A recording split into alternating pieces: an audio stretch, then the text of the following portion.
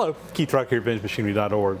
We've been working on the lathe restoration, the LeBlond lathe, and to the point where I'm ready to get all these old name tags and badges and stuff that were on the lathe, get these cleaned up and restored. And I've already done a few of them, but I want to show you the process that I'm going through here, because anytime you're restoring an old machine, if it has these little thin metal plates on it, information plates, has spindle speeds where you telling you how to set the speed of the lathe.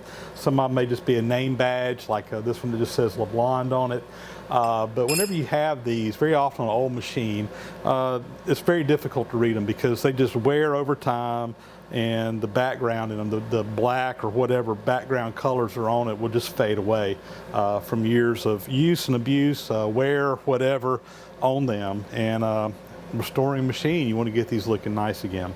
So I'm going to zoom you in here. I'm going to talk about the process that I've been using to restore the tags on my machine. Before we get into my process on restoring these tags, I want to talk a little bit about removing them off the machines. And I've already got these removed, but sometimes that's actually the most difficult part of the whole process, is getting these tags off without actually destroying them in the process. Because more often than not, they're attached with a little pin like this. It's called a drive screw. And this is a brand new one right here. It's a little tiny thing. And basically it's just a pin, but if you look real close on here, you can kind of see some spirals in there that is like a very coarse screw thread. And while it doesn't actually cut threads like a screw would going into wood, it's kind of that same thing, same principle here. You would drill a hole and you would drive this in, and when you drive it in, it actually twists in along these. It's kind of pressed in along the tops of these little ridges in the screw. And it's really made for going on and not for coming off. Getting them out can be difficult. And one of the ways that I've had some luck in doing this is actually turn this into a screw. If you look at the top of the head, it's more like a rivet. There's nothing on there, but you can take a little Dremel tool with a little cutoff wheel and very carefully go in there and put a slot in there. And then if you can do that, a lot of times you can get a screwdriver on there and you can screw these things out. Now on my machine, on this particular machine right here, I tried the Dremel tool trick on several of them. I wasn't able to, they just wouldn't twist out. They've been in there for so long, they were so tight, whatever. It was stripping the heads off before they were coming out. And what I ended up having to do on this is I took a little cold chisel and just kind of tapped it back and forth from side to side, loosened it up in there, and they were fairly short, and eventually they just kind of popped out. You have to be careful doing that though, because you can break these things off, and then you still have part of the drive screw down in the bottom of the hole. I try to avoid trying to put something up underneath the bottom of the badge and prying on it. I try to even just try to keep from prying on it at all, because it's just so easy to mess these badges up. And you can even look on here, a couple of these didn't come out great. Some of them came out pretty nice, but you know, these aren't terrible, but you know, those corners really didn't come out as nice as I would like them to. But that can be challenging. There are a couple of tags here that need to go back on the apron before I put it together, this tag and this tag. So I've been taking some time trying to get these tags restored. So first thing I did, we've got basically just got these totally clean, and I put some citrus strip on them, which took a lot of the existing black that was in there off, and then, you know, through using like a wire wheel or something, just really lightly taking out anything that was left. I tried to get them as flat as I could, so some of them got a little bit bent up as I was removing them. Some of these actually have bends in them that contour to the machine, so I really couldn't do a lot with those. But I'm kind of where I am on that. On the ones that are flat, what I'm doing first is, you know, what I did was I actually took some spray paint and just spray painted the whole tag. Not trying to paint around those little bitty tiny letters. And then I took them over to a piece of sandpaper on my surface plate and just kind of lightly went back and forth and knocked off as much of the paint as I could. It didn't do a perfect job. It got most of it, but what it didn't get, I then took a little razor blade here, a little X-Acto knife, and just looking through my magnifying ring here, I went in there and just basically scraped the paint off of the letters here. And that worked pretty well. And if you got a little scratch or something in there, you would just have to touch it back up with a little dab of paint using a little fine artist paintbrush. So I'm gonna work on this one here next and kind of let you guys see the process. I've already cleaned it and shot it with some spray paint, and now we're gonna try to get the letters cleaned up. So here's the tag, and again, I just got some really fine sandpaper. This is like 600 grit sandpaper, and I'm on a flat surface, so I got a surface plate here in this case, and I'm just going to carefully turn this over, and can't grab hold of it here.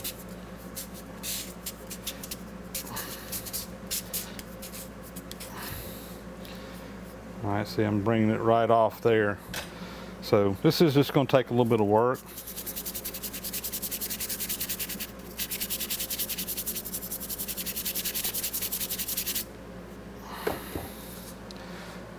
Coming off there.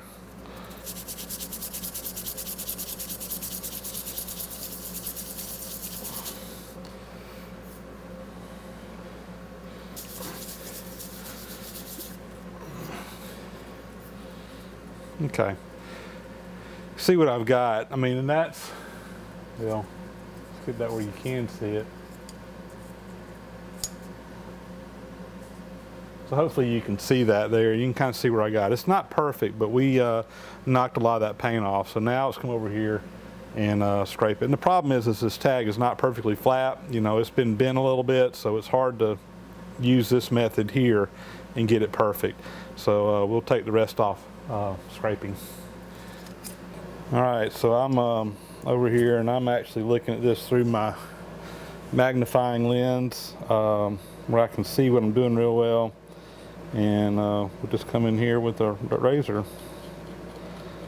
and carefully start scraping away the paint that we don't want.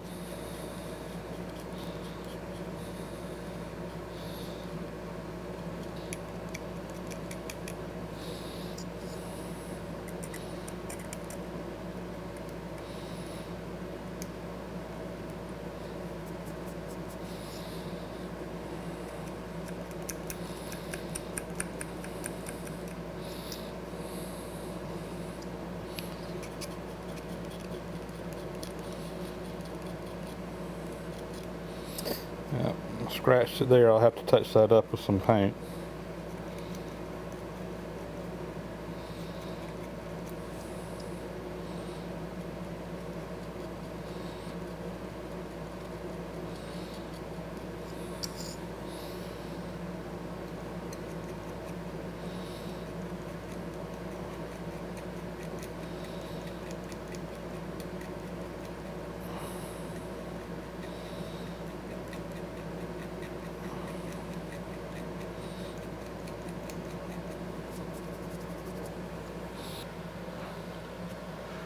It's starting to look pretty good. I've got a couple of scratches in here I need to touch up here, and a little bit right in here. So I'll do that.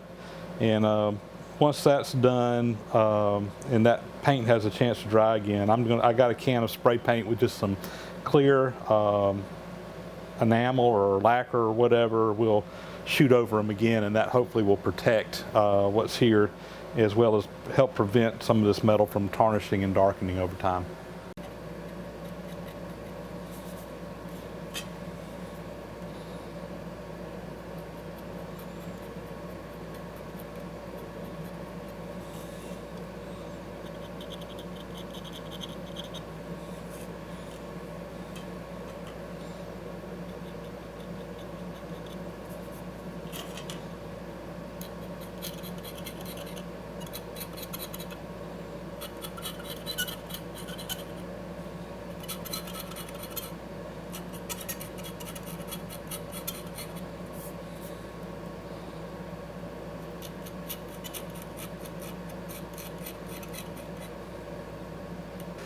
Well, there you go.